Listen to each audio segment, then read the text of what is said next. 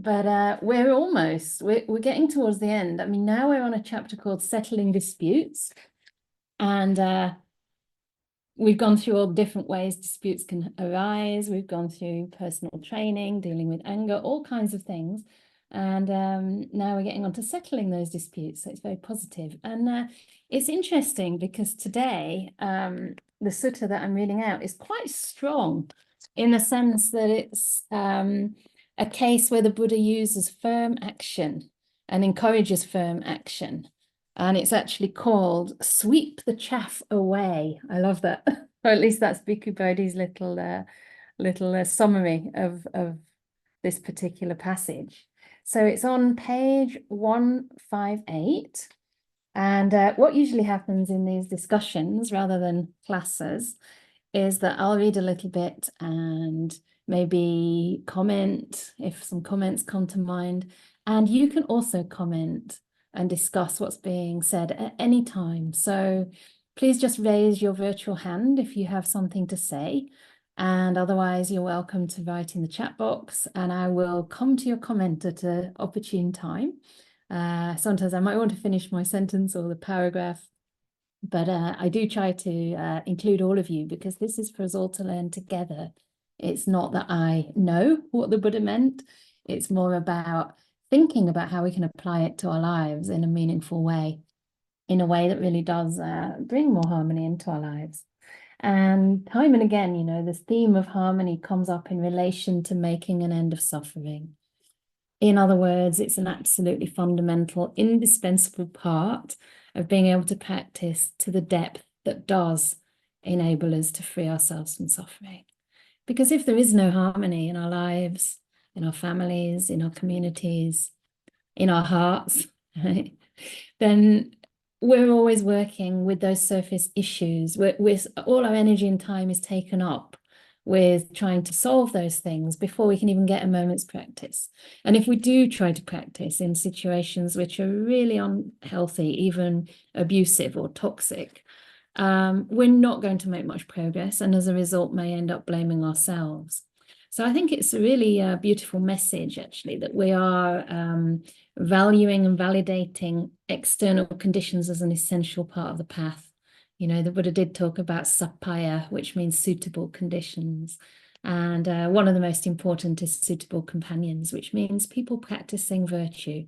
At least, you know, aiming to practice virtue as much as you yourself are. And we'll always have different strengths and weaknesses. Our partners might be stronger in some areas, weaker in others. But on the whole, we're, you know, walking on this path and in our lives with companions that are virtuous and that can bring out the best in us. Yeah.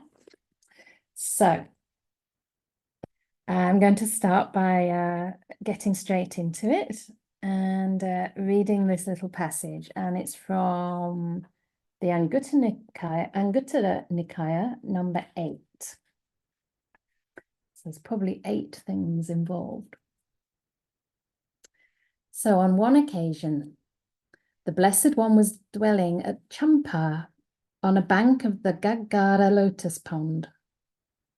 Now, on that occasion, monastics, it was probably monks, but here we'll say monastics to make it gender neutral, answered evasively, diverted the discussion to an irrelevant subject. Oh, sorry, I've missed a bit. Okay, I'm going to start again. On one occasion, the Blessed One was dwelling at Champa on the bank of the Gaggara lotus pond. Now, on that occasion, monastics were reproving a monastic for an offense. When being reproved, that monastic answered evasively, diverted the discussion to an irrelevant subject, and displayed anger, hatred, and resentment. Then the Blessed One addressed the monastics. Monastics, eject this person. Monastics, eject this person. This person should be banished. Why should another's son or daughter, if it was a bhikkhuni, vex you? So here you can see him using fairly firm language. He's come to a decision and he's clear about what to do. And he's asking the monks to, or the monastics to remove this person from the assembly. Why should another son vex you? So I looked in the little appendix to see, not appendix, that's in your body, isn't it? Appendix, is that right? Why should another son vex you? It basically means most probably that his behavior is so bad in this case that he can't really be considered, or she, if it was a woman, or they can't really consider this person a true disciple of the Buddha, right? Because as monastics, we're actually living as family, basically. The teacher takes on the sort of role of a father or a mother. And everyone who is a disciple of the Buddha is, in a sense, their child, the Buddha's child. So when it says another son, it's almost like saying he doesn't belong in that community anymore. Maybe he's come from another community before then, or maybe it's through the behavior, you know, that this person's no longer worthy of being thought of as a disciple of the Buddha. So then he goes on to explain further. And I think I will just say monks here, because I'm pretty sure this is actually within the monks' Sangha. Here, monks, so long as the monks do not see his offense, a certain person has the same deportment as the good monks. When, however, they see his offense, they know him as a corruption among ascetics, just chaff and trash among ascetics. Then they expel him. For what reason? So that he doesn't corrupt the good monks. Right? This is quite interesting, I think, because this shows that once we understand where a person's at, we also can have that understanding that we are going to be influenced by other people around us, right? And for good or for ill, depending on that person's conduct. So if we do surround ourselves by good people, then we're going to probably become good and maybe even upgrade our behavior. Even people coming to this little place, to our vihara in Oxford, have said that when they meet the other guests and they see the kind of quality, the virtue of those people, their own virtue improves just as a consequence of being around other good people. Everybody wants to live up to that, right? So the understanding here is that we are influenced. It's inevitable, you know, even if you're training in the Buddha's path and you feel that you're fairly advanced on the path. And many of these monks and nuns in the time of the Buddha would have certainly already have attained the first stage of enlightenment, yet still they could be influenced, right? And it's almost like a disease that can spread. So it's really pointing to the vital importance of having pure-hearted friends, yeah. And again, to the importance of harmony as a cause for ending suffering. So the next bit is a simile that relates to that. Suppose that when a field of barley is growing, some blighted barley would appear that would be just chaff and trash among the barley. As long as its head has not come forth, its roots would be just like that of the good barley. Its stem would be just like that of the good barley. Its leaves would be just like those of the good barley. When, however, its head comes forth, they know it as blighted barley, just chaff and trash among the barley. Then they pull it up by the root and cast it out from the barley field. For what reason? So that it doesn't spoil the good barley.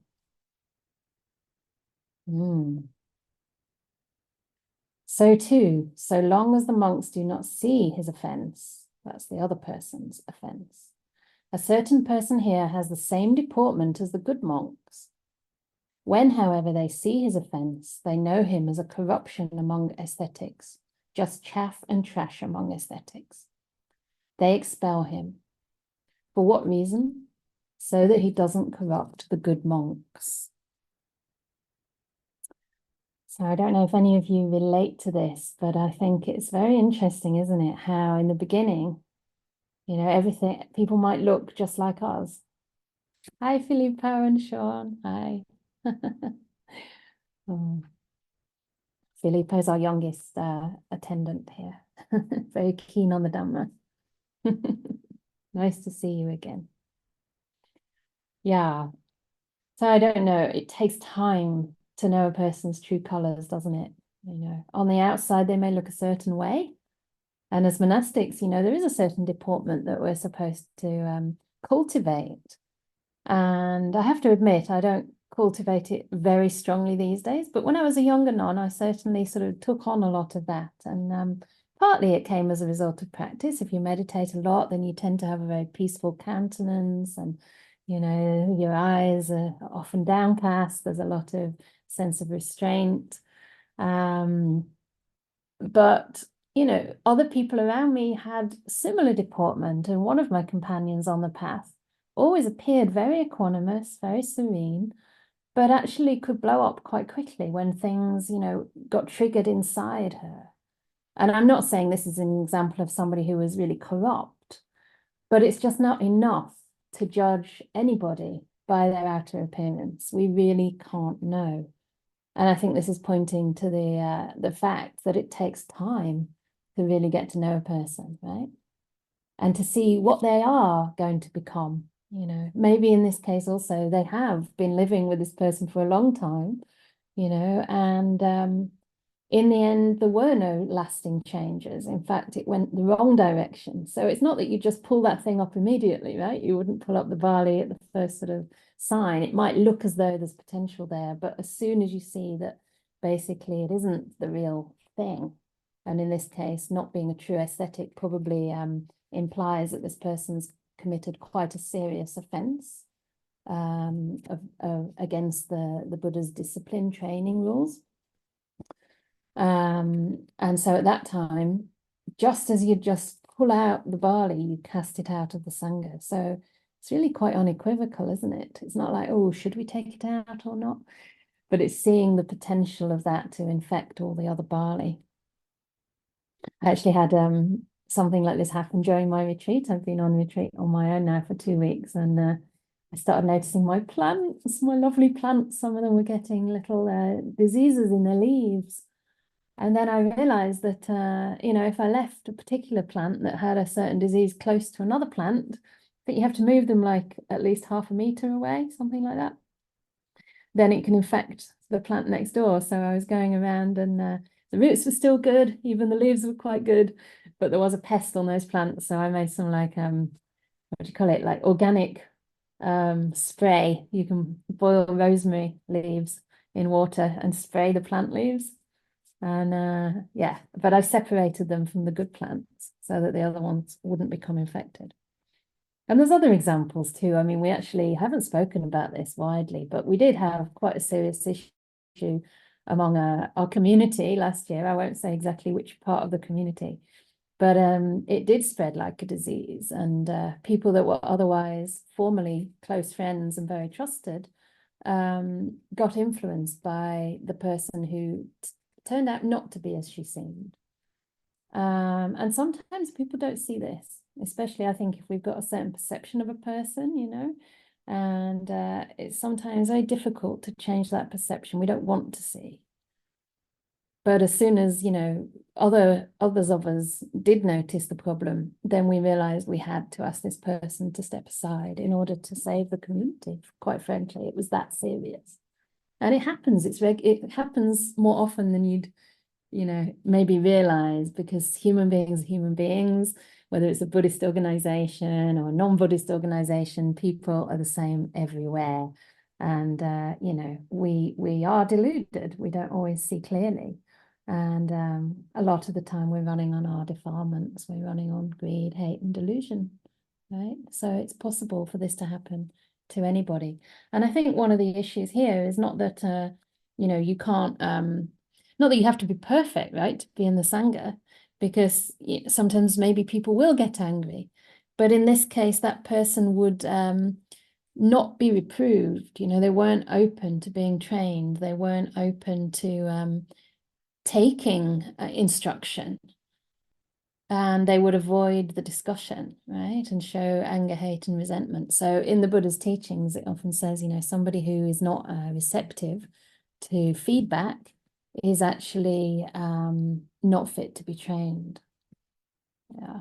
So it's really noticing where we can help a person and where we can't, and also perhaps having some understanding of the consequences if we do let things fester. It's, you know, especially because we are so influenced by those around us. So I've spoken quite a lot already, and maybe it would be nice to have a little bit of discussion before I read out the poem coming next. That's also a summary of that. So I'll come to Liz. I don't know. Shall I do the unmuting today? I'll do the unmuting because it'll probably be quicker. That's it. Hi. I'm a bit puzzled by that because you think whatever this monk had done, it can't be as bad as Angulimala. And yet, Angulimala was welcomed by the Buddha. Yeah, I'll just stop you there because there's a very simple answer to that. Angulimala was not a monk when he killed all those people. Yeah, Angulimala was still a layperson. So yes, it wasn't a breach of the Vinaya in any way. He actually transformed and he lived an immaculate monastic life. But there are disrobing offences whereby once you've already ordained, you've obviously taken those precepts not to kill, not to steal, not to, for example, have any sexual conduct. And if you break some of those rules, you're doing it knowing that that is a disrobal offence. And it's just such a huge breach of what it means to be a monastic that not only affects you and your conscience, but it also affects the confidence of the lay community. So it's extremely damaging. And it's clear that, you know, whatever you're struggling with is too much for you to actually skillfully handle as a monastic. So it would be a very serious thing that this person had done as a monastic. And so he'd be wearing the robes and you know, that's basically telling people that you're pure in certain ways, that you're upholding certain precepts. And if you're not doing, then you're deceiving both your monastic friends and also the lay people who support you. So that's the reason why it's so extreme here. And I think it's really just an example to show you that sometimes that kind of measure is needed. I'm sure it's very rare. I mean, it's, you know, I've never seen that happen in any community. And, you know, most of the time, if people have committed one of those offences, they will naturally confess it and they will themselves leave the Sangha because it doesn't make sense to be there anymore. You know, it's extremely rare that somebody would have to be asked to leave. So clearly this person had very bad intentions. Yeah. Okay, thanks. All right, I'll come to Shirley.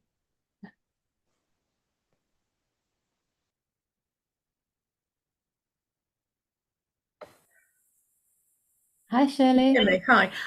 Yeah, I mean, you've sort of answered my question, but not quite, because I was thinking it must have been a disrobable offence that they were pretending that they were actually in denial about. Or do you think it could have been another very serious offence, like... I think it's probably both the seriousness of the offence and also the fact that they're not willing to be reproved. I think that's a big one. So even if it was a less serious offence, which it probably isn't, but even if it would be, sort of over time, if somebody was in a monastery and they were making fairly serious breaches and doing things, you know, just basically being deceitful, right? Maybe they haven't killed, maybe they haven't raped or robbed, but maybe they're just not someone you can trust, somebody who's, you know, causing a lot of suspicion maybe on the Sangha, really kind of spoiling the reputation, and who is really a cause for a lot of disharmony, and they are repeatedly unable to change, then I think that could also be a case. Yeah, I mean, maybe something like killing an animal or having a relationship with somebody of the opposite sex that wasn't full intercourse, because they would. But that's still a disrobal offence. Are they even if you kill an animal? Oh no, not or if an animal may well be actually. Or if you know, if you kiss somebody of the opposite sex on the lips, or if you kissed anybody on the lips, yeah, and then, you know, I mean, I think it's clear that it's I'm probably going off on a red herring, but it's a little bit. no, I yeah, mean, sorry. obviously, yeah. I mean, there's a bit of nuance in there because it depends on how you interpret some of these rules. I think for a monk that might not be a disrobal offense. I mean, it's really bad though if you actually have Yeah. any kind of sexual contact. Yeah. For nuns, it also looks like it would be a disrobal offense, but then some people say you have to add up all these different things someone does. Yeah. But really, if you have any kind of contact like that, which is based on lust, it's serious in the Sangha. Yeah. I don't think this is an issue of that. I think this is a character problem. Yeah. Yeah. Yeah. I think this is much deeper. I mean, to me, this speaks of sort of narcissism or, really evil intentions, bad intentions that a person isn't even trying to train. There's a difference between trying to train, and being willing to confess and to make amends and to fall in line with Sangha, and just sitting there with no intention to learn, to train, to take advice. So, but even I think in communities generally, if somebody is repeatedly creating conflict, creating problems for the community, causing people a lot of trouble, then the community has the right to ask them to leave. I mean, that has happened in monasteries before. I think Ajahn Brahm's even had a couple of monks leave. And Ajahn Brahm's Ajahn Brahm. He really doesn't do that lightly. But sometimes I think it's more when you see that it's not benefiting them to be there. Right? There's no benefit for them, and there's no benefit for the community as a whole. So there's just not the right time, it's not the right place. And the person usually knows that. Kilaya, can we come to you? Am I saying your name right? Yes. Hi.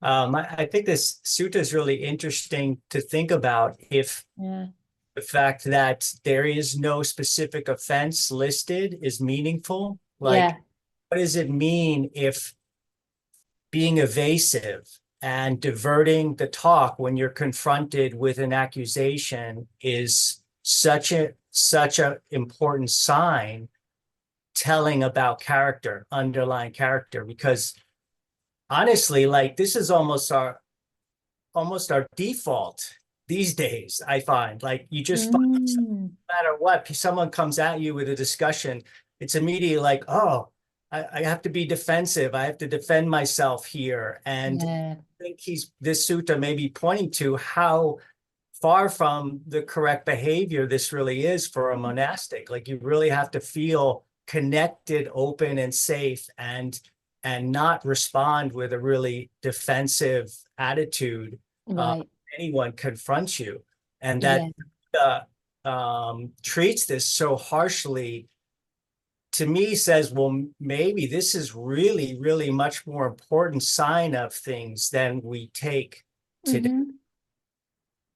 Yeah, that's a really good point. And I wonder how far that would apply to lay life. I mean, certainly it would apply in the sense of creating just as much disharmony, I think.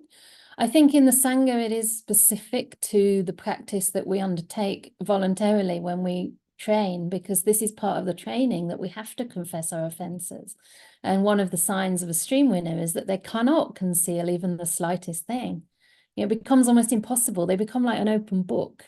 What you see is what you get, and there's no difference between the outer presentation and the inner cultivation, which I think is a key point here as well, isn't it? That this person's looking a certain way on the outside, but on the inside, they're quite different.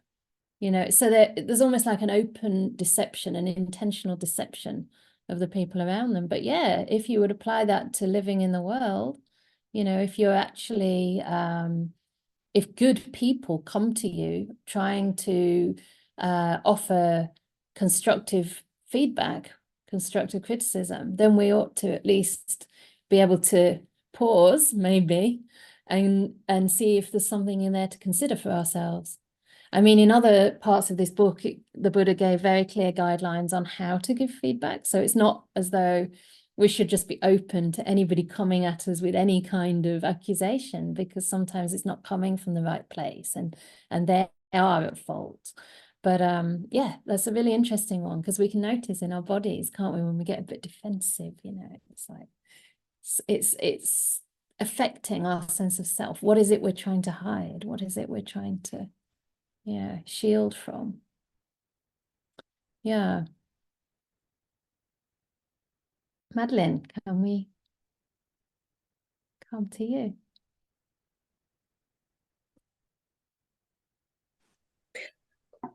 All right, thank you, Hi. Venerable Canda. I was just going to ask, how do we apply this this teaching to our life, our lay life? Because it seems very specific. You kind of answered it a minute ago, really, but it's very specific to monastic living. And what message can we take from it to Well, apply to ourselves? yeah. I guess that's what I want you to all think about and discuss. You know, try to have a look at what message you can take. I mean, it might not be immediately evident, but it's something to really reflect on and you know, look at yourself in your life. I mean, I did write a few little notes for myself, and I think one of the things for me that stands out, and of course I'm a monastic, but I think this could apply to anyone, is that it's almost that the Buddha's giving us permission to choose our friends wisely. He's telling us that we don't have to put up with people who are toxic for us, who are, you know, yeah, a cause for a lot of conflict in our lives, who undermine that sense of harmony within our own communities, whether that be our families or our workplaces. Sometimes strong actions needed. I mean, that's a big message for me with this, because I tend to be very soft and give people a lot of chances, right? But more and more I'm realizing I cannot go over that line because it affects the whole community. I have to take care of myself and also the people around me. And if I see something that's off, most likely it's going to influence others as well. So for me, I find it very validating, actually, and almost emboldening in a good way. Because the Buddha's not just saying, you know, it's your karma if you're around somebody who's, you know, abusive, just put up with it, suffer, give them compassion. Yeah, sometimes that won't work. A person has to be willing to change. And if a person is refusing to change, you know, and not even admitting that they have a problem, then I don't think we can be of a lot of help. Sometimes our compassion can be misguided. These are things I personally take from this, but I think it has to relate to things in your life that you may be working with. I mean, it might be the opposite for other people. Maybe they're too quick to push others away, you know? Maybe we push people away sometimes who do have good intentions, who are trying their best, you know? But I think, yeah, another thing for me is that it's asking us to use our discernment, you know, as to people's characters, and also surround ourselves by good spiritual friends. I think if we're serious on this path of Dhamma, the Buddha said that spiritual friendship's the whole of the holy life for a reason, because he said that's going to mean that we will practice the Eightfold Path. And I just noticed for myself, if you have someone in the community or in your life in general who does, I don't know, I guess it's people when they have particular, maybe personality disorders or particular patterns, say gaslighting, for example, it creates so much confusion and busyness for everybody, because you're constantly having to process it and to ask other people, did I do that? Did I say that? I didn't mean it that way. It creates so much energy drain. And I like the fact here that it's like, once you see that this is not real barley or whatever, it might have looked like it, but once you see it's not, you just take it out. You don't have to like say, I hate this person, this is terrible, this shouldn't happen. You just take it out, knowing that that's for the good of you and those around you. Yeah, but sometimes it's very difficult to find supportive spiritual friends in the community, particularly when you don't have access to a monastery or something like that. Yeah. So you end up working very hard to offer metta to somebody who you might actually think is just needs a lot of support and metta. But in the end, you kind of have to come to the decision that this person is not good for me. And although I'll see this person from time to time, I think I limit my my interaction. And I think you know, our first pattern usually, if there's a difficult person, is to send them a lot of metta, but we forget that we also need a lot of metta. And maybe if we can send ourselves a lot of metta too, then we can make that decision more quickly. I think for me, it's also about having enough sort of self-respect, you know, and yeah, realizing that we have to protect ourselves. We have to protect our practice because it's something so precious. I mean, like here it's saying you have to take it out because otherwise it'll infect the rest of the crop. Yeah. You know, it'll infect our own practice. It'll affect our thought processes. It'll affect our energies.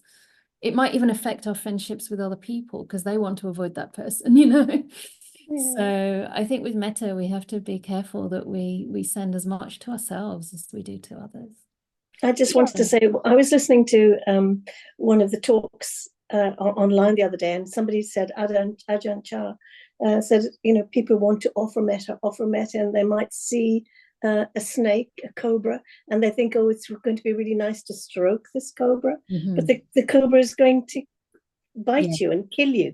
So if you're offering metta to somebody who's a dangerous or maybe a bad influence, it's really important to realize, have some wisdom here and protect yourself. So it's the balancing act is, for me, is quite tricky sometimes. Yes, it's a learning process, isn't it? Because every situation is unique. You might think, oh, I got it now, but the next situation will come up and be slightly different. I like Ajahn Brahm's phrase where he says, love the tiger from a distance. But you still need the wisdom, right? Because you need to discern who's the tiger, who's the friend. Exactly. That takes time. Yeah. But I think the main thing is always send metta to yourself. Don't neglect that because that will be a protection for you as well. Yes. Yeah. And as for community, I mean, this is what we're trying to do. This is why we have the online Zoom. This is why we're trying to establish a monastery, because whoever can come by, they can find spiritual friendship there. Even if you only come by sometimes, even if you only come to these sessions sometimes, it's just seeing the same people, just having that validation. I mean, I feel it every time I see you all. You know, even if you're not here, even if I'm on my own, I feel like, oh yeah, these people are still on the path. We're all practicing together. We've been practicing together a long time. And it gives you that sense that, yeah, this must be a good thing to do because many other intelligent people do it. Yeah, so hopefully, yeah, spiritual friendships, spiritual communities can develop more and more. Yeah. Diana, can we come to you?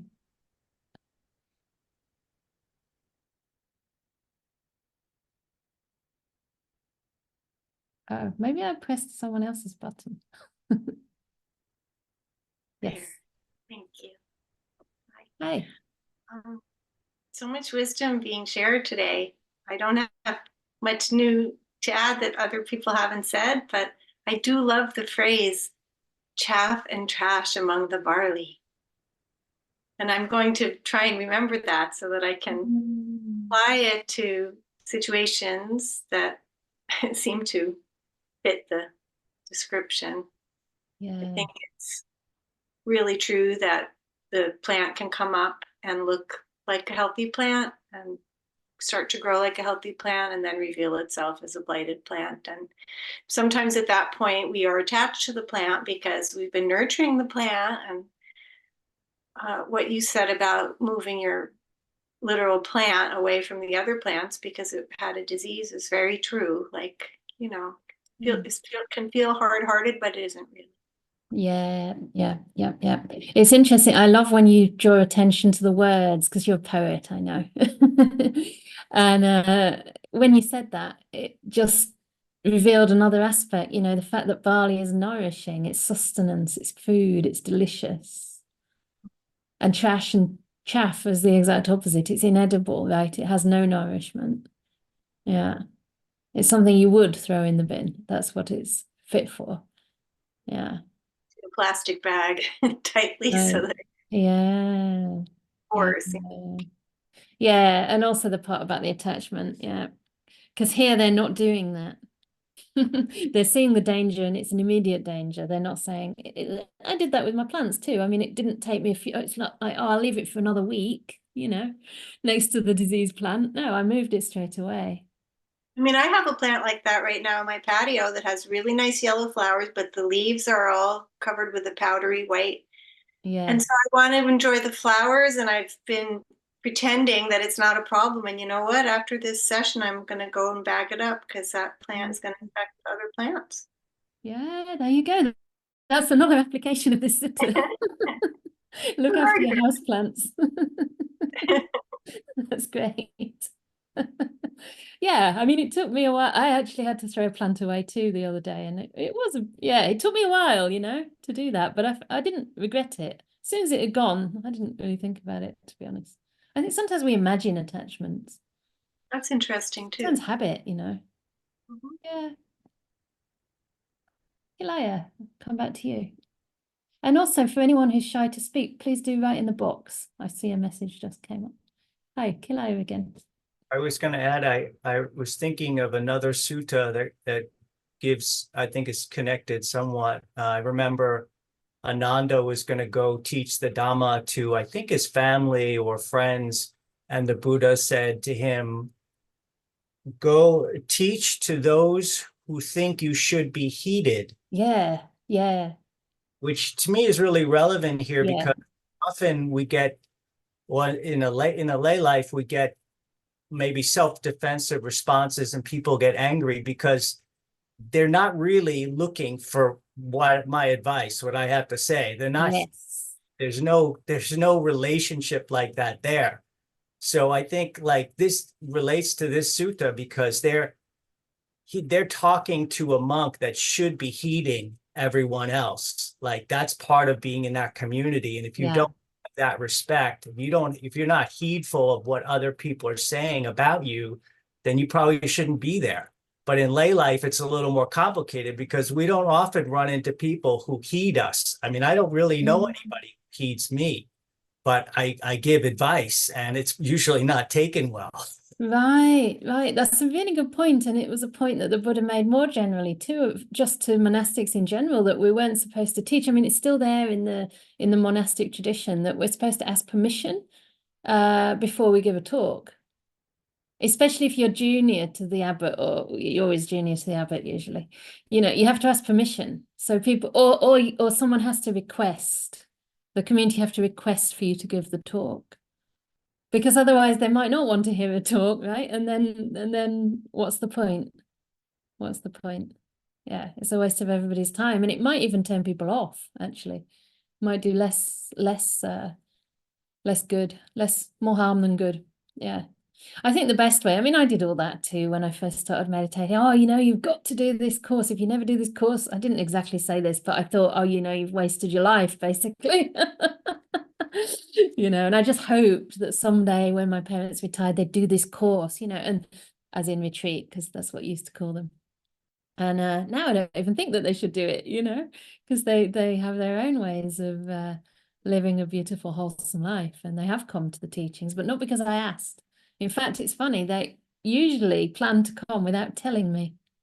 It's quite interesting. And then my mom said to my sister once, oh, I could go to these talks every week, but don't tell Venerable Canda. So she doesn't want me to know, because then I might get excited and kind of ask her, to do it. I think people want to be autonomous, right? We all want to have autonomy and to feel we're making informed decisions because we want to make them. They have to make sense to us. Otherwise, we're just not receptive. It's like it's not the right time. It's not the right time for it to sink in. Yeah. Yeah, that's true. Don't give advice unless you're asked for it. Somebody's saying in the chat. I also think when we use words too much, we in a way undermine our message, because the stronger message is the way we live.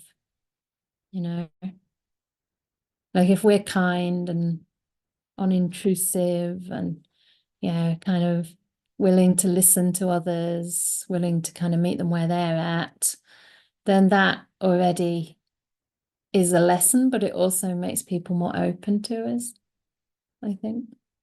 But I don't think you have no influence, because it's lovely to hear what you share here. So thank you very much for that comment. I'll just go to the chat box. I've been thinking, when people act wrongly and can't acknowledge it, trust goes out of the relationship. Yeah. It's hard to sustain such a relationship. I've had this experience and now avoid that person. Yeah, that's really true. I have a similar experience, actually. Yeah. People sort of writing very aggressive emails and then acting as though nothing happened. I never said how much it affected me because I don't think I should need to, but I would sort of think they might consider that and acknowledge it and apologize. But yeah, because they can't acknowledge it, I think part of the reason for me that the trust goes away is because I don't know whether they actually are aware of their behavior and whether they can actually understand the impact it has. You know, and if they can't understand how they're hurting others, then they're likely to do it again, isn't it? They're likely to do it again. Yeah. Yeah, I really think that openness, I mean, I'll get onto the little poem in a minute, but a lot of the problem in this case is about somebody being duplicitous. In other words, concealing what they're really about, doing things secretly, but presenting as though there's something else, you know. And of course, there can't be any trust there. Our actions and behavior and values, they have to align, you know. I think it was a monk. Was it a monk in the Suttas? Oh no, I think it's a story actually I've heard about. You know, sometimes people say, well, you know, I can behave when people are watching me, but you know, I can do what I want when I'm on my own. But in Buddhism, it's like there's always someone watching you, right? You yourself are always watching you. So don't do anything in private that you wouldn't do in public. I mean, okay, some things like go to the toilet, right? But actually, I used to go to the toilet in any old field, maybe behind a bush, hopefully. But yeah. Yeah, that's why in the suttas it says, you know, we should have loving thoughts of loving kindness in public and in private, acts and words of loving kindness in public and in private. So as we speak to a person, so we speak about them. You know, you don't tell a person, I really respect you, you've got this and that quality, and then you go and say something totally different to your friend. Oh, this person's so annoying. You have to be honest without hurting others. Okay, I'll come to one more question from Liz or a comment, and then I'll continue to read because I'd love to get through most of the chapter, actually, if it's at all possible today. It's a story rather than a comment. You say about teaching and so on, by the way you live. Now, back to my charity where I make coffee and so on to everybody. There was a colleague, she says to me, why don't you drink cow's milk and so on? She said, we're in France. You are missing out on all these beautiful French cheese. And I said to her, you know, feeling in peace with nature is even better than French cheeses. And she looked at me, she said, you know, I've never thought about it like that. And I thought to myself, you see, we don't need to teach complicated things or use big words. It is just by being peaceful and listening to what is going on around you. And I felt really pleased. You know? And I've been vegan for quite a long time now. And it's true, it gives you a peace inside, an harmony with, and I thought that was a beautiful story. I looked at her and I thought, this is wonderful, you know. Yeah. So it's just my story. Yeah, thank you. Yeah, because it came from your heart, it came intuitively. And it's like offering a different perspective, isn't it? You know? Just about looking at French things from a cheese. different angle. Yeah, that's great. Thank you for sharing. All right, well, I'm going to get on to this little poem now, as I promised, because I think there's some main themes that come out for me. And being an analytical type, I kind of tried to put numbers where I saw the themes. But the basic themes, I think, for me are like, okay, what enables us to take this strong action was a question that came to my mind, because I think it's quite difficult sometimes. And I jotted down a few points. What enables us to take strong action? And I think the first one is like understanding how we're influenced, right? And the importance of spiritual friendship. The second one is like valuing ourselves, our practice, and also our community. Valuing truth and non-deception, especially to the lay community, as this poem will show. Having support from our companions, that helps us to take a strong action.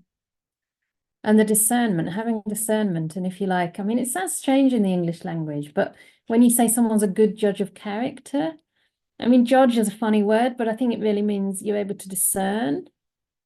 Maybe you have certain principles you go by, certain kind of standards that you keep for yourself, which will be different for everyone. That doesn't have to be judgmental, but I think kind of being able to gauge maybe what kind of companions are good for you and are suitable to build a spiritual community that's harmonious and that's profound. So anyway, we'll see if we can find these themes. So, by living together with them, know them as an angry person with evil desires, a denigrator, obstinate and insolent, envious, miserly, and deceptive.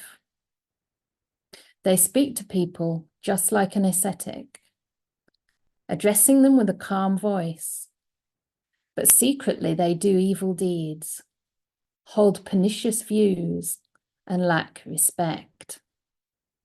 Though they are devious, a speaker of lies, you should know them as they truly are. Then you should all meet in harmony and firmly drive them away. Get rid of the trash, remove the depraved fellows, sweep the chaff away, non-ascetics who think themselves ascetics. Having banished those evil desires of bad conduct and resort, dwell in communion, ever mindful, the pure with the pure. Then, in harmony, alert, you will make an end of suffering. So one more little thing I want to bring up here is the relationship between mindfulness and discernment, right?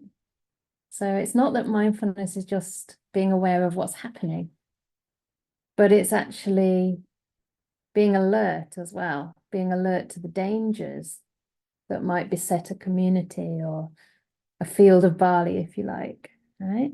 So it's, yeah, and the importance of harmony, it's saying in harmony and alert, right? So the harmony is like a sense of warmth, of loving kindness, of communion, right? It's something that's full of loving kindness, but you have that alertness. It's almost like the guard, the protector, and that's an aspect of mindfulness. So mindfulness has this quality of being aware, but it also has the quality that's known as the gatekeeper, which knows the wholesome qualities to cultivate and the unwholesome qualities that should be discarded.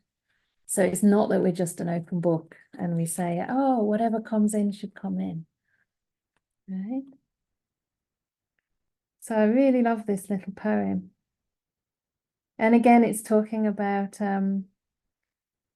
clearly an example here of somebody who isn't really an ascetic. They're pretending to be an ascetic.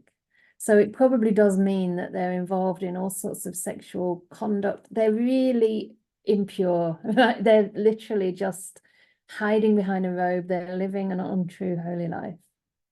They're not a real monastic. And unfortunately that happens, you know. I mean, I don't think I've heard of it in the Bhikkhuni Sangha yet because it isn't so widespread. You know, maybe it'll come later, I hope not.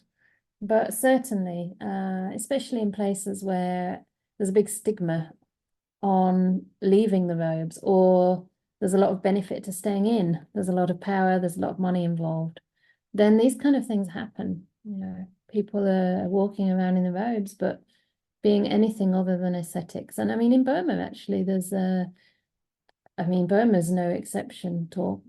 I mean, I've heard in Thailand they're amongst gambling and having sexual conduct and all sorts of stuff, trying to hide their earnings from being taxed, counting out their money in the evening secretly. and gambling and all sorts of stuff. But in Burma, there's also these what they call fundamentalist monks. I think it's the wrong word really, because I mean, well, I don't think the word fundamentalist should go with a religion, put it that way, because there's nothing religious about it. But they're basically inciting yeah, sectarian hatred, like ethnic hatred. And the authorities in Burma have tried to expel them from the Sangha, but they keep on kind of disappearing and popping up under another name. But, you know, they're not monks, but they walk around in the robes, because as soon as you've actually incited violence and killing, I mean, that is a disrobing offense. Otherwise, the robe means nothing, right? And the robe itself doesn't make you a monastic. It doesn't make you an ascetic. So I did want to continue with the next verse, if that's not too much for people here, because it is another real life story of how this can apply.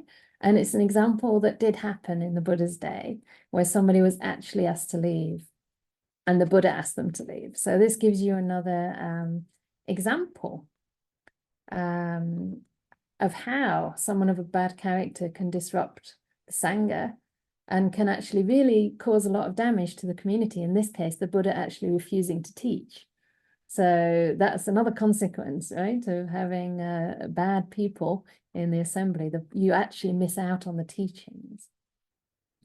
So this is called forced eviction, and it's actually one of the suttas soon after the Anguttara one that I mentioned. The first one was Anguttara 8, number 10. This is Anguttara 8, number 20. So I'll just read through and then we can have some more discussion to finish.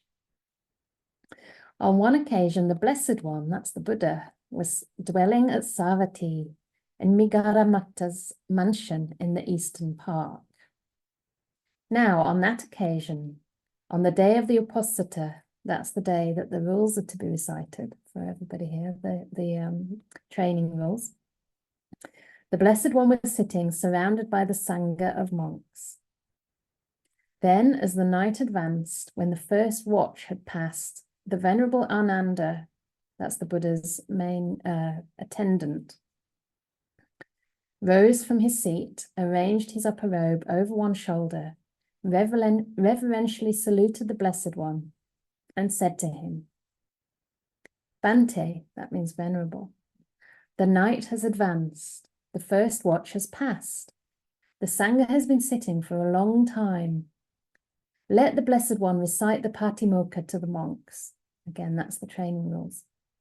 When this was said, the Blessed One was silent. As the night advanced still further, when the middle watch was passed, so now it's probably 2 a.m. and monks are all waiting for the recitation, the Venerable Ananda rose from his seat a second time, arranged his upper robe over one shoulder, reverentially saluted the Blessed One, and said to him, Bhante, the night has advanced still further.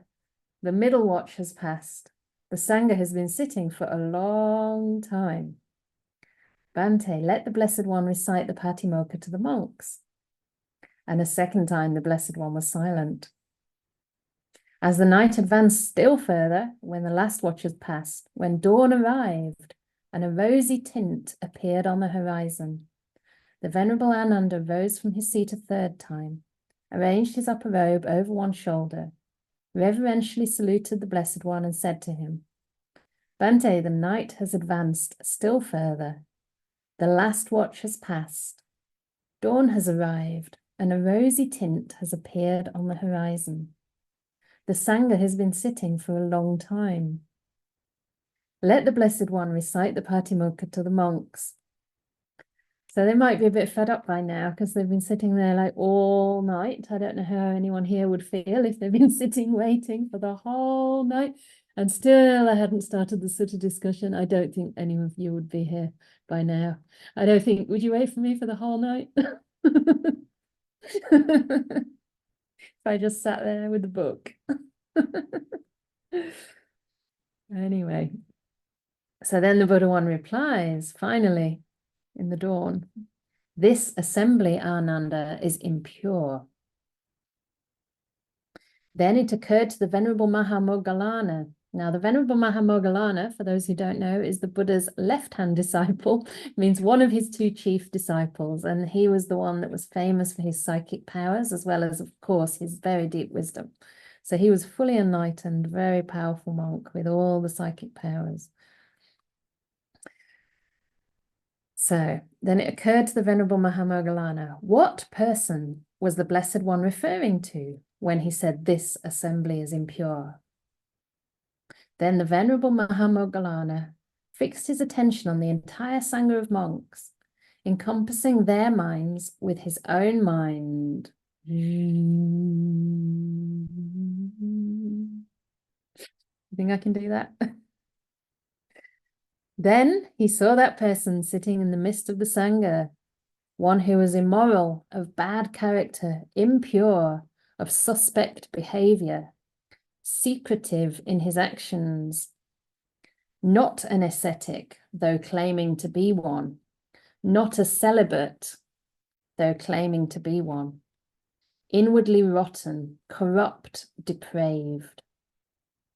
Having seen him, he rose from his seat, went up to that person and said to him, "Get up, friend, the Blessed One has seen you. You cannot live in communion with the monks." When this was said, that person remained silent. A second time, and then a third time, the Venerable Mahamoggallana said to that person, "Get up, friend, the Blessed One has seen you. You cannot live in communion with the monks." A third time, that person remained silent. Then the Venerable Mahamoggallana grabbed that person by the arm, evicted him through the outer gatehouse, and bolted the door. Then he returned to the Blessed One and said to him, "I've evicted that person, Bhante. The assembly is pure. Let the Blessed One recite the Patimokkha to his monks, to the monks." Then the Buddha said, "It's astounding and amazing, Moggallana, how that hollow man waited until he was grabbed by the arm." Then the Blessed One addressed the monks. "Now, monks, you yourselves should conduct the Uposatha and recite the Patimokkha.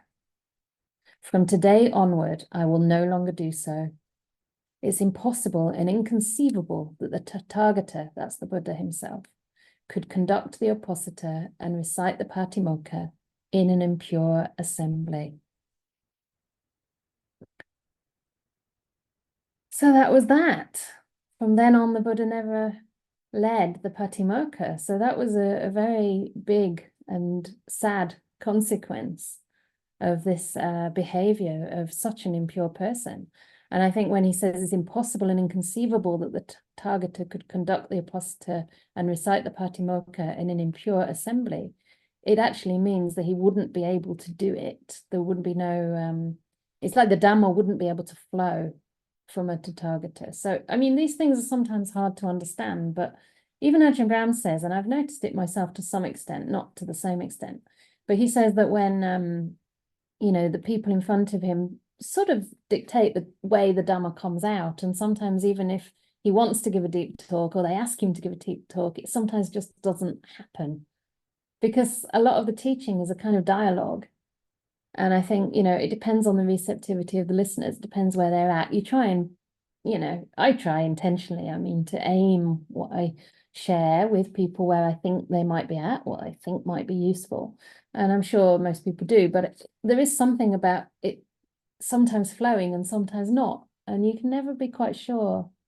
Actually, with this group, it's wonderful. I always feel very grateful that I feel this sense of receptivity and warmth and goodness. And that gives me the ability to share, because it wasn't my natural inclination out of just shyness. Really. It's not easy, right, to start giving talks and, wondering how it's landing, especially on Zoom. But something about the people you're talking to affects what comes out. So this is what happened. And I guess this is kind of how the Dhamma can slowly start to degrade and decline when people with the wrong intentions come in. So another reason for keeping things as pure as we possibly can. And I guess that's the purpose of the training rules. You know, it's not that we have to be perfect. We're never going to be perfect. Nobody is. But at least in the ethical aspect, you know, our ethics should be very lofty, very high. We should be aiming for very high ideals. And the main thing is to be transparent. You know, when it says that, you know, a stream winner cannot conceal even a small offense, it means they still make them, but it's not an offense as long as it's acknowledged and confessed. We're training. So it's not what you are or aren't able to do, it's the honesty about it, it's the transparency, it's the willingness to be trained. And that's the purpose, I think, of any practice, any community, any training in monastic life. It's to be trained. So we've got through that chapter, which is wonderful, because next week we're going to talk about establishing an equitable society. But we do have another 5 minutes if there's anything else from anyone here. And I would really love to invite Shirley. Just put her hand up. Just could I ask, would you mind, Shirley, if I just check whether there's anyone who hasn't spoken today that would like to, because it's really nice to get a variety of people. And please, if I can't come to you, please write it in the chat. I'll read it out at least if you have another point to make. So I'll try and do 3 then. I hope that people won't disappear. Maybe Manoy can already write some information in the box in case people have to go. So Jenny. Hi, can you hear me? Yes, perfectly well. Hi. Thank you. I've been really enjoying this. Great. I just really noticed in that it was very, I haven't got it written down in front of me, but I've noted down inwardly rotten about the person. And I thought, whoa, that's really harsh to say about somebody. I'm surprised to hear such harsh language rather than say somebody who's lost their way or intention or that. It just really jolted me. And I don't know what you think about that. Yeah. I guess it's related again to whether there's actually any hope or point in trying to help that person. And I think there are cases when there isn't, and maybe we don't like to see that, but maybe, and even that is not permanent, right? Because we can be reborn. I mean, there were people in the Buddha's day who did such terrible things, they did go to lower realms, but then in future lives, they said that they will be future Buddhas. So it's not that anything is like once and for all, but I do think there are, you know, it's our behavior that creates that rot, if you like, in the mind. And I think this again is talking about somebody who really is concealing the truth. I mean, I think it's pretty bad. I mean, maybe this is something you have to be a monastic to understand, but if you've undertaken these roles, you're supposed to be like a pillar of virtue. I mean, an example to all the people that are feeding you, because people are actually feeding you. You're getting a livelihood from this based on your virtue. And if you're doing such grotesque things to completely defy what monasticism's all about, it is pretty serious. I mean, they're the kind of things that are considered very, very heavy. And maybe he uses that kind of language to really make no excuses for that, you know, really make it clear that that is just unthinkable for a monastic. So I think, I'm not that surprised. Maybe I'm more used to the language, and I think it's also not coming from a place of aversion. Maybe that's the thing too. It's you know, it's very matter of fact in a sense. And I mean, there's other cases in the suttas where somebody does something quite bad and they come to the Buddha afterwards and do confess. I mean, like, for example, they kill their father, right? One of the princes, they kill their father, who was a disciple of the Buddha and a stream winner. That's King Ajatasattu. And later he comes to the Buddha and he confesses and he is very, very sorry. And the Buddha teaches him deep Dhamma. But at the same time, he cannot get enlightened. And the Buddha said it's a shame because if he hadn't killed his father, he would have probably become enlightened after that talk. So it's not that he would cut people out, but I think in this kind of case, he's sitting there, he's not even leaving. I mean, it's quite an extreme situation. Yeah, and I guess when it's the monastics, he's got to protect that, and maybe that's kind of, he has to be more forceful. I think so. I think Yeah. so, yeah. It's like, and it's also that idea of rot. It's a bit like the chaff, or it's a bit like the disease that can spread. Yeah. Like, think of what rot is or what mold is. It's something that can kind of actually eat something away from inside. I mean, could basically break down the whole point of a sangha, right? Yeah, you're right. Yeah, that makes sense. Thank you. Thanks for the question. It's great. I'll come to Sean. Hello. Oh, Yeah, you too. You're called Sean's. sure. Yeah, Your just came. second name. Yes, and no, I thought it was wonderful, by the way, when you said you feel within this group that tranquility and that things flow. Then it just really resonated. But that wasn't what I was going to say was that a lot of this resonates with me. So running a business, what I've noticed, we've tried really hard at, is to have this sense of harmony and positive environment. And whilst we haven't had people committing like gross defilements and things like that, we have had people that didn't fit in. And what we've noticed is they drag everyone else down and they become very negative, and then we're having conversations about them which aren't positive, and then which is not something you want to be doing. And we've got better at this now. So we had someone that where this went on for months, and we ended up having to ask them to leave. And like you said earlier, it wasn't actually right for them. And we weren't doing them any favors. And more recently, we had some of them we had to ask to leave within 2 weeks. Just working, and we felt that it was impacting the whole environment. It was impacting us, and it's so important to protect that. So it just really resonated with me, all of that stuff, and also that I've become more aware of it, and I'm a big part of this because of the Dharma. So it's kind of saying how I've managed to put some of it into practice, and it really is true. Yeah, great. Thanks for sharing that, because I'm in a similar position. I mean, not business, but I mean, whatever you call it, it's the same thing, trying to establish community, a group of people working together, living together, practicing together. And I've noticed too that it just wastes more time when you know something's wrong, but you don't do anything about it. It wastes more time for longer. And I'm getting quicker at seeing it and not having it. And I think that's better for everybody, because you don't give a person false hope either, right? That it might be a suitable environment or community, or sometimes it's just they need to do other work somewhere else, work on themselves in different ways. And it's amazing because it's not really happening as much either. Maybe because I'm getting sharper and I'm more able to tell whether what we offer is going to be of benefit to that particular person and whether they're going to fit in. Yeah. Fit in the sense, not like it's a club, but fit in the sense that this is where they need to be right now for their growth, and how we can grow together as a community. So I do think in that kind of role that, you have, there's a certain responsibility, as a leader to establish, like you say, a safe place for everyone.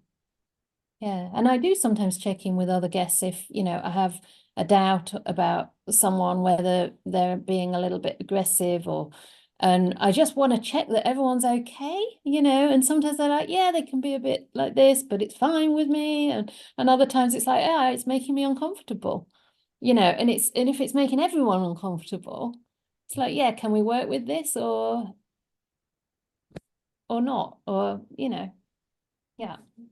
But I have found it also, it's become a lot easier, like spotting much quicker. Yeah. Don't feel bad about it. Whereas before, feeling really bad about it. And I think it's not of benefit to anyone. It's so much negative to everyone, even them. And sometimes it gives them that reality of, wow, maybe I need to do something. Yeah, it's true. And I think it's for me, it becomes easier when I trust my intention. I know it's not out of negativity. It's coming from a good place. It's coming from a place of protection, nurturing the crop. Lover, I'll come to you. And please, if anybody needs to go, I will not mind, but it's lovely, of course, if you can stay. We'll only be 5 more minutes. Hello, everyone. Hello, Venerable. Thank you very much. Hello, nice to see you. Thank you. So I hope this is not inappropriate, but I just want to comment on the a Buddha's silence. It was very dramatic. Reminds me almost of a cartoon or a TV show where someone's trying to make a very dramatic point in the end. But on the part of the rotten monk, my mind immediately jumped to some people that I'm dealing with in a professional setting at work. Yeah. Who are just basically really driving everyone they work with insane.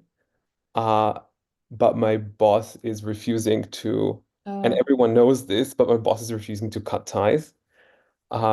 So when you do have the sort of authority to get rid of people who are causing bad stuff to happen, then it's fine. But if you don't, I'm wondering what I can do in that situation. And currently I'm trying to just really isolate myself emotionally and be very, very objective and minimize contact. That's so tough.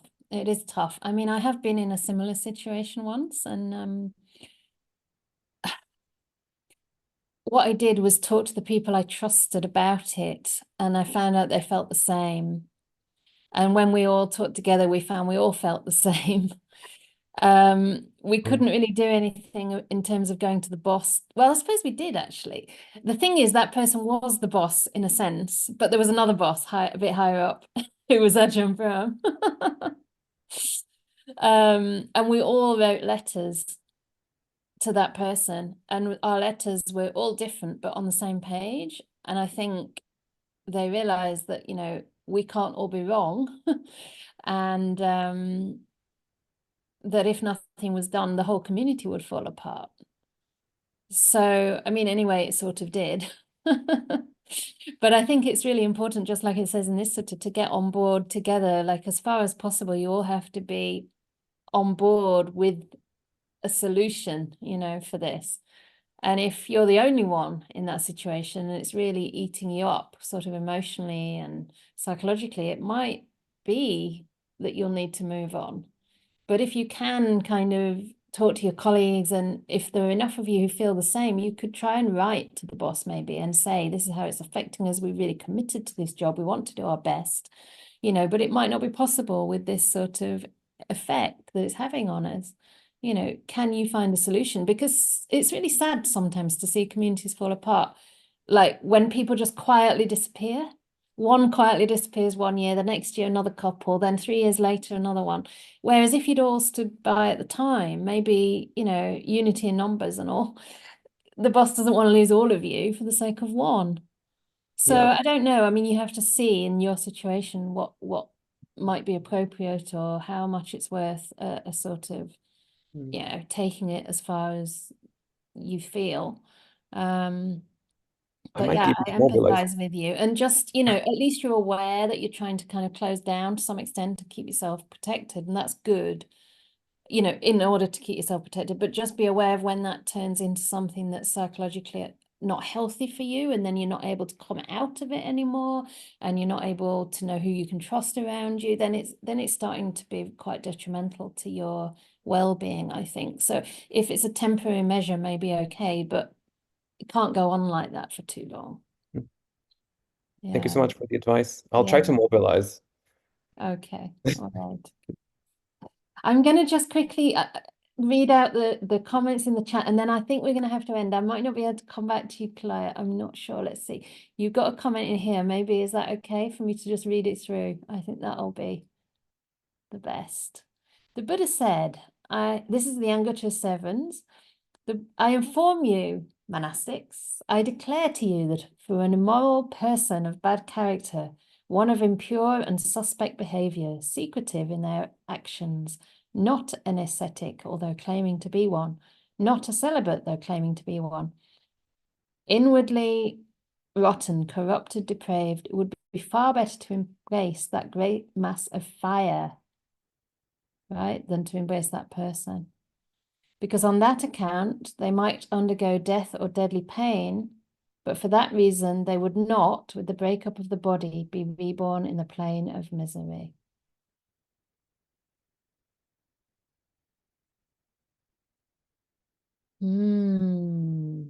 So even if you die, it's better than actually becoming corrupt, or it's better than, what does it mean? Becoming corrupt yourself? I think that's what it means. Anyway, we can look that up later. And then one more comment. When I first heard this last sutta, I thought it was very harsh, but after hearing about the monks in Burma inciting hatred and the bad behavior my Sri Lankan friend told me about in Sri Lanka, sexual misconduct, I really feel someone should be ejecting these monks. Absolutely, as they're not true monks and they're damaging the Sangha. Absolutely. And I mean, not to do that just destroys the whole purpose of a Sangha. It just destroys people's faith. Remember, these people are living on the charity of others. It's really bad karma. And I mean, Ajahn Brahm often says the worst karma you can do is destroy faith. You know, like say, you know, I think most people here who know me even for 5 minutes know that I have absolute respect and trust in my teacher. Imagine if he did something that was just, I know he can't. So it's not an issue. But if he would, I mean, even though he can't, it would destroy so many hundreds of thousands of people's faith. It really would destroy whole communities. I mean, the amount of misery that would bring to others. I think this is why sometimes it's almost like you're having to, you're not hurting this person by ejecting them. You're not killing a person, right? You're only ejecting them, putting them somewhere else. That is far less harmful. Even to that person, it's not harmful. It's more harmful they stay in the place than all these other people losing faith in the path. So we've got to protect the Dhamma at every cost. And I think there's not enough speaking out about these things among the lay community because they feel they shouldn't criticize a monk usually. Nuns get tons of criticism just for being nuns, right? We shouldn't be fully ordained because we're women, right? That's enough to get criticized. But really, the criticism should lie with behaviors. We don't have to make it personal. We don't have to kind of, you know, this person is so terrible, but this behavior is absolutely unacceptable. And that's it. And that's really the bottom line. So, yeah, good. So, Dan, I thought that meant you are saving the person from an even worse fate in the next life. Yeah, right. Yeah, by expelling them, you're saving them from a worse fate. Could be that, yeah. Yeah. It's also nice to remember that, I mean, this is not to say stay in a difficult situation of abuse or whatever.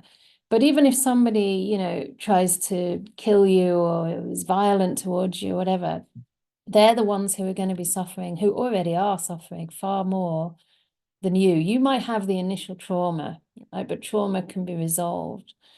You haven't actually violated your ethics. You haven't violated your virtue. You've maintained that. If you can maintain that, then that's what you carry with you. So this idea of rebirth is very important in understanding these things. If it was all about, you know, only this life and how much fun you have, then sure, you can say this person's terrible. They've destroyed my life. They've destroyed my fun, etc. You know, my well-being, my happiness. But, you know, if we can restrain from doing the same, if only the world could see that, right? If war hurts us, we should not perpetuate war. Instead, people say, oh, they hurt us, we have to hurt them back. I mean, it's the most illogical way of thinking you can ever have. I mean, whatever hurts us hurts everyone else. So if we've been hurt, at least, at the very, very least, we can learn not to do that to others, you know, and we can learn to have immense compassion to ourselves and eventually even to the perpetrator too. Yes, exactly. War on terror is just madness. It's just making terror of terror, making war of war. And this is how it goes on and on and on. This is what samsara means, on and on and on, around and around and around. And, you know, somebody somewhere has to say, I'm just standing for peace. Yeah. Well, thank you very much. And I don't know, Minori was supposed to say a few words about how you can support us in our next step. Maybe if you can just give us a couple more minutes, that would be wonderful. Otherwise, there's something in the box. I'll make it very quick. I hope you can hear me. Yes. So I'll make it very quick and not a normal Dana talk, but I wanted to highlight the main needs today, these days in the Vihara, and that is getting food and other requisites to Venerable and the Vihara So there is a WhatsApp group to get in if you want to get involved. It is called AFA, Anukampa Food at the Ready. Please contact team@anukampa.org if you are able to get involved. And there is also a list of needed items where you can contribute as well. I have put the links to that, and it is in our website. I'm just about to put the link very quickly. I thought of reminding about the standing orders. I normally talk about the donations and why you should donate, but then the standing orders are becoming important because they kind of support the maintenance of day-to-day monastics and vihara needs, the bills, you know, the normal things that you can imagine. So there's the monthly expenses can be met by the standing orders. So that is what we're trying to make a base of some reliable standing orders these days. So many of these things are in the website, anukampaproject.org/donate. You can see that you can make the standing orders as well. And if you have any capacity of helping, please contact team@anukampaproject.org. They can forward you to this WhatsApp group and also to the needed items. Thank you. Thank you, Manori. Just to explain a little bit more on this AFAR group, basically it's kind of a group where when we don't have any food, like in the fridge, shopping kind of stuff, we can put a note on that group and then anybody can offer to do a supermarket delivery or something like that, or you can club together and do one. And we thought that is worth setting up and strengthening now, because when we move to the bigger monastery, there'll be no local shop. So now our guests, we depend on them being very generous, which is really, you know, a big ask actually, because not everybody has a lot of spare resources, but they basically go shopping to buy the food in. But in the new place, we won't really have a shop nearby. It's like at least half an hour's walk, probably more like 40 minutes walk to a little co-op. So this group is wonderful because you can contribute from a distance. That's not why it's called AFAR, but it should be AFAR. Food at the ready. So it's kind of emergency dana, if you like. And the needed items are kind of things that can also be got on Amazon, or Amazon's not the best, right? But, you know, you sort of household stuff and some food stuffs as well. So, and if you want to be on that WhatsApp group where you get notified, then just write to the team you might be lucky, Ken might respond or someone will respond and add you to the group. All right. So wonderful. And also if you are local, I know Jenny, because Jenny's local and we're already well acquainted, but if you are local, we're also going to put together a local group so that when we move to the monastery, if we need a lift or something like that, which we will need because there's no public transport, we can call you up. Or if something's happened, like not a light bulb, because we can manage to fix a light bulb, but you know, something else, we can call you up. Great. All right. Well, it's lovely to see you all. My battery's running low, apparently, on the computer. So before it fizzles and dies, yeah, let's wave goodbye. And I am teaching tomorrow morning metta meditation. So for those who'd like to do a metta meditation tomorrow at 9 a.m. UK time. All right. Sadhu, sadhu, sadhu.